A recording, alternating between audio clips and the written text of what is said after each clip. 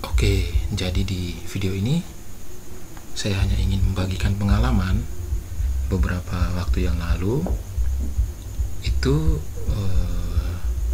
saya diminta untuk mengolah data penelitian. Nah, data penelitian ini itu adalah data penelitian kuantitatif, dan penelitian ini ingin dipublish di jurnal internasional. Nah, karena jenis penelitiannya adalah penelitian kuantitatif, tentu saja kan ada variabel.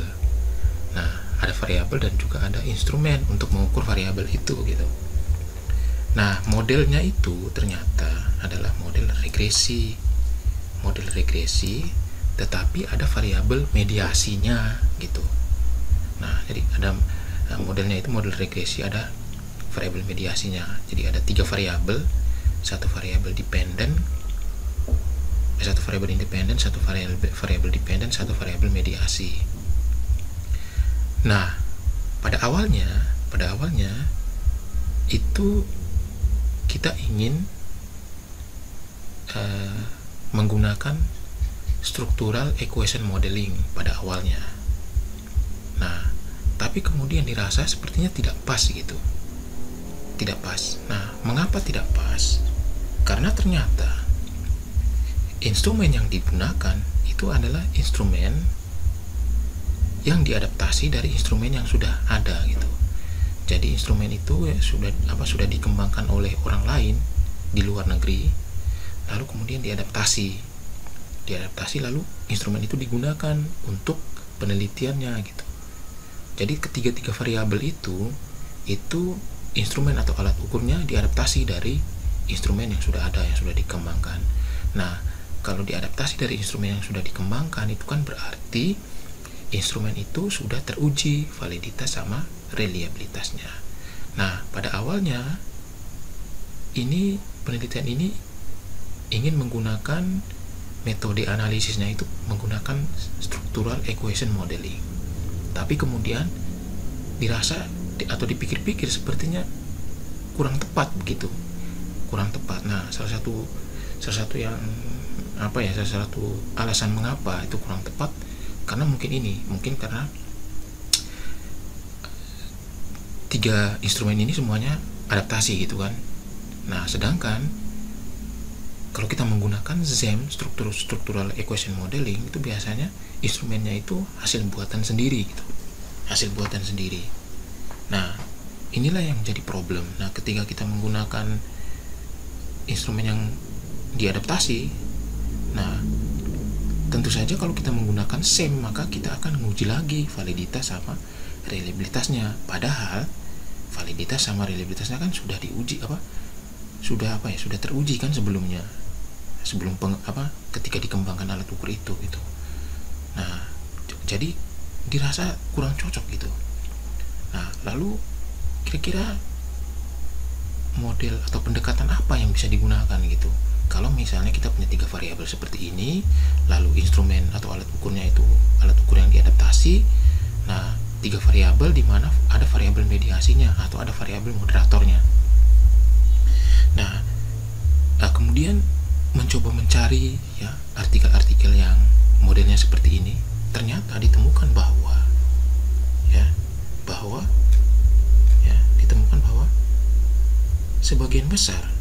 sebagian besar penelitian kuantitatif di mana instrumennya itu adalah instrumen adaptasi, lalu kemudian variabelnya itu tidak hanya 2 tetapi lebih dari 2, bahkan ada variabel mediasinya. Nah, ditemukan bahwa sebagian besar peneliti itu mereka menggunakan pendekatan atau teknik analisis yang disebut dengan makroproses. Nah, makroproses ini itu yang dikembangkan oleh seorang ahli yang namanya Hayes. Nah, dia mengembangkan makroproses ini. Nah, makroproses ini itu bisa kita temukan di SPSS gitu. Nah, jadi sebagian besar mereka yang penelitiannya kuantitatif lalu menggunakan lebih dari 2 variabel, di mana ada variabel mediasi dan instrumen yang diadaptasi, sebagian besar mereka menggunakan ini, makro proses ini. Nah, ini saya contohkan. Nah, ini kan ini judulnya. Lalu instrumen dia itu atau variabel dia itu ada ini, ada pain severity. Nah, variabelnya. Nah, pain severity itu diukur menggunakan the brief pain inventory. Berarti kan ini kan ada instrumen yang sudah dikembangkan sebelumnya gitu kan. Ya, ini yang dikembangkan oleh Cleland sama Ryan. Nah, itu. Lalu ini diadaptasi, digunakan. Lalu untuk mood management goals-nya itu dia menggunakan ini, goal pursuit questionnaire. Nah, ini. Jadi ini kan alat instrumennya sudah dikembangkan sebelumnya kan. Lalu ada juga ini. Nah, ini pain acceptance. Nah, menggunakan ini chronic pain acceptance questionnaire. Berarti kan sudah ada yang mengembangkan sebelumnya. Lalu positif affect itu menggunakan ini positive and negative affect scale. Nah, lalu openness to experience itu menggunakan ini Neo 5 factor inventory. Nah, ini kan alat instrumennya sudah dikembangkan sebelumnya. Lalu analisisnya pakai ini makro proses. Nah, ini. Lalu ini misalnya artikel yang kedua, ini pun sama. Ini variabelnya juga mungkin ada 3 ini. Lalu instrumennya dia menggunakan ini. Nah, ini mediator variabel.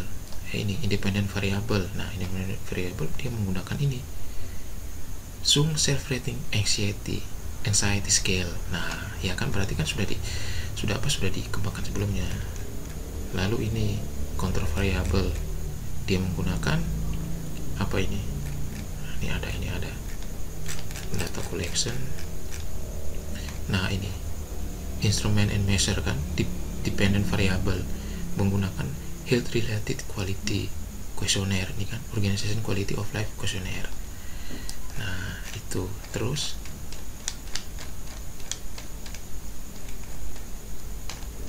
ini mediator variabelnya ini sleep duration, diukur menggunakan ini, menggunakan mana tadi ini HRQOL ini alat instrumen ini. Lalu anxiety pakai ini. Nah, ini control variable dipakai ini. Lalu analisisnya ini mana? Nah, analisisnya pakai ini pakai makro HS lagi nih. Nah, ini kan makro proses. Nah, makro proses. Terus yang ketiga ini sama, ini instrumennya children perception menggunakan ini children perception interparental conflict scale.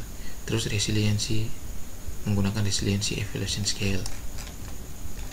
Nah, terus the peer interaction in primary school questionnaire menggunakan ini. Lalu analisisnya pakai ini proses makro kan, Hayes proses modul 42. Terus ini juga nih artikel keempat sama, turn over intention dia pakai ini, pakai skala yang dikembangkan oleh Park.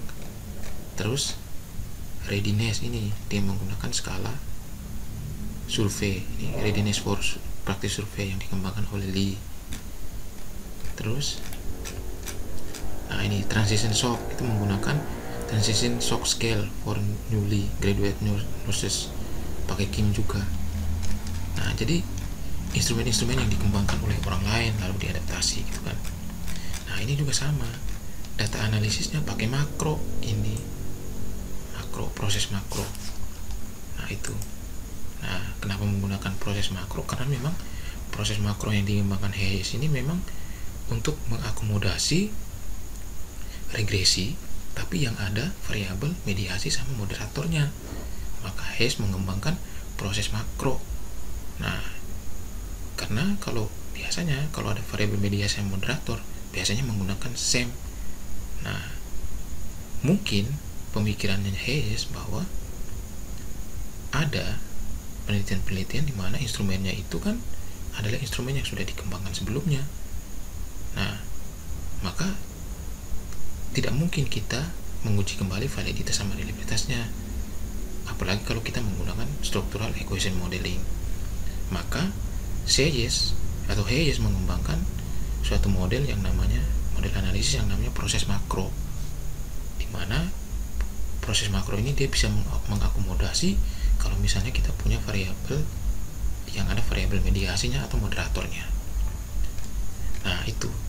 Dan itu bisa menjadi artikel yang bisa dipublish di jurnal internasional. Nah, pakai proses makro. Nah, kira-kira seperti itu informasi yang bisa saya berikan berdasarkan pengalaman saya. Semoga video ini bermanfaat. Terima kasih.